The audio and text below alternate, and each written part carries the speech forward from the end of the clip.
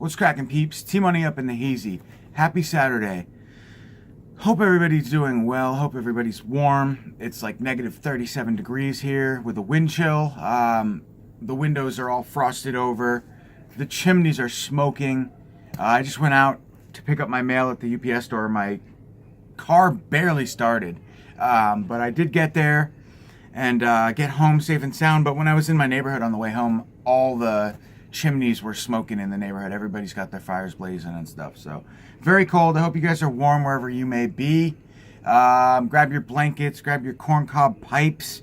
Let's have a jolly good time on this cold winter day where we can hunker down inside and stay warm from the evil that lurks outside. Yes. All right, guys. So first up, package from Scream Factory.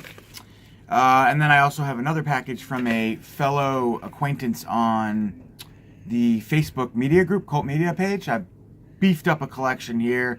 I got like 6 titles, I think, from it. So we'll get into that last because there's more. First up, though, let's get into this Scream Factory single release of a movie I've never seen before. And I got this film because of the star, Robert Englund. We have Danse Macabre. I've never...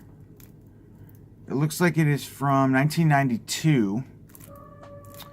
Michelle Zeitlin stars as Jessica, an American ballerina who reluctantly enrolls in a Russian dance academy where she meets the charismatic choreographer, Anthony, played by Robert Englund. A dead ringer for Anthony's long-dead lover, Jessica becomes Anthony's favorite student and his personal obsession.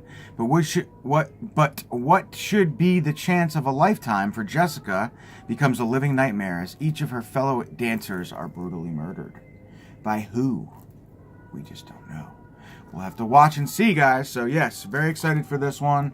Haven't heard much about it. I can't imagine it's too great, but love me some Robert Englund flicks and love me some Scream Factory. So, and this is the best kind of release, I think, the movies that I've never heard of before that they put out on Blu-ray. As far as special features, you've got one new interview with Robert Englund, which is great. New audio commentary with the writer-director Gray Dunn Clark, and a theatrical trailer. So nice that they got a new interview for it.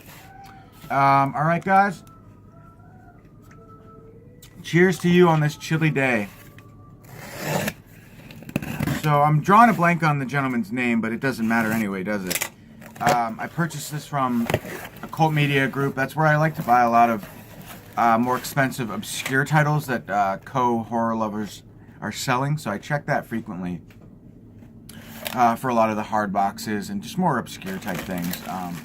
But today I got, well, the other day, but it came today, a package that was nicely packaged, by the way. A bunch of Redemption films to beef up my Redemption Films line. Very nicely packaged. So, first up, guys, we have one that I've been wanting to grab for a while now, Black Magic Rights. I just never really got around to it. So, yeah, happy to have that one. It's a film from 1973, and it is directed by Renato Polselli. I don't know who that is. It says it right in front of my face, but yeah. Demonic and sexually depraved, keeps one watching in dazed astonishment. So, yes, nice. That is Black Magic Rights. I've heard good things about that. And then I got a film from Jess Franco. Oh, I'm sorry, too. Black Magic Rights, if you guys care, is number 16 on the Redemption label. And those of you who don't know, Redemption Films is kind of like a sub-niche label from Kino Lorber, releasing a lot of European horror flicks. You've got a lot of Jess Franco, Gene Roland, just a bunch of different Euro actors. A lot of nude, kind of, what do they call it? Not sexploitation, but nude vampire flicks. Just a lot of cool stuff. George Grau, I think there's a couple releases from him. But yeah, just a unique line, and I'm trying to collect all of them because they don't release them that often, so it's kind of something I can definitely do, I think, eventually. There's probably like 60, 70 titles that have been released to date, maybe give or take a few, but I probably have like 20 or so, so I'm collecting them slowly. But this one is from Jess Franco, female vampire, starring Lena Romay. One of the most erotic and transgressive works in the horror genre. So yes, it's a film from 1973, kind of like an erotic vampire film. So very cool. And again, that's number 22 on the line. And then in this really cool bag, we have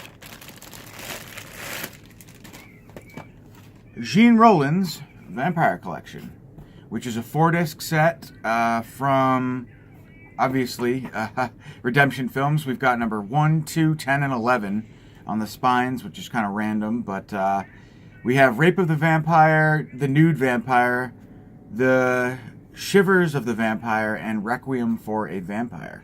So, awesome. Kind of debating whether or not I'm going to actually keep them in the box, or if I'm just going to put them like on the racks where I have all of the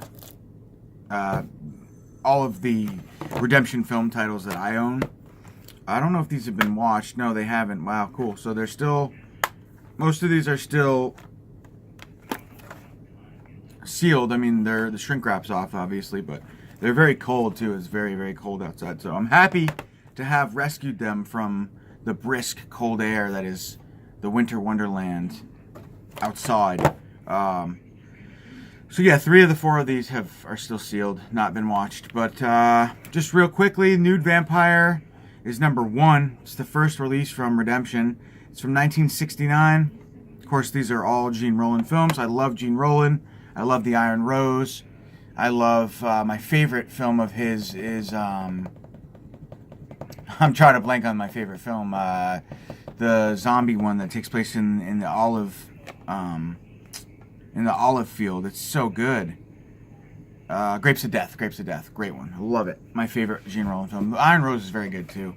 And so then next up we have number 2, Shivers of the Vampire, Jean Rollin. Some of the most indelible poetic images and surrealist sequences of horror cinema.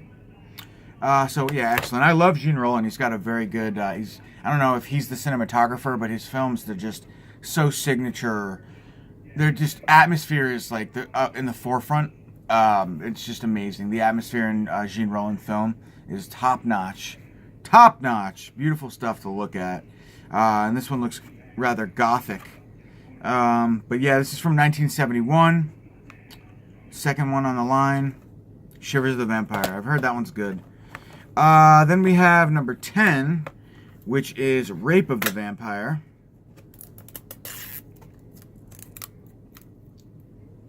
Yeah, I think I'm just going to take these out of the box, because that way I can just put them right on with the rest of the collection, because they are in like numerical order. So that's what we'll do, and then I'll just put this somewhere else, because these take up a lot of space too. So Rape of the Vampire is a film from 1968, black and white. 1967, 1968. Yeah, don't know much about that one. And nor do I know much about Requiem for a Vampire. But I felt this was a good opportunity. He was selling 6 Redemption titles just to grab them. And because I am trying to get the whole collection. So grab them in a lot and be done with it. I guess this vampire set went down in price because it was going for a lot more a while ago. But I price checked it like a dummy after I made the purchase, only to find out you guys can grab this brand new on Amazon for like $34 if you're interested. That is these 4 titles here.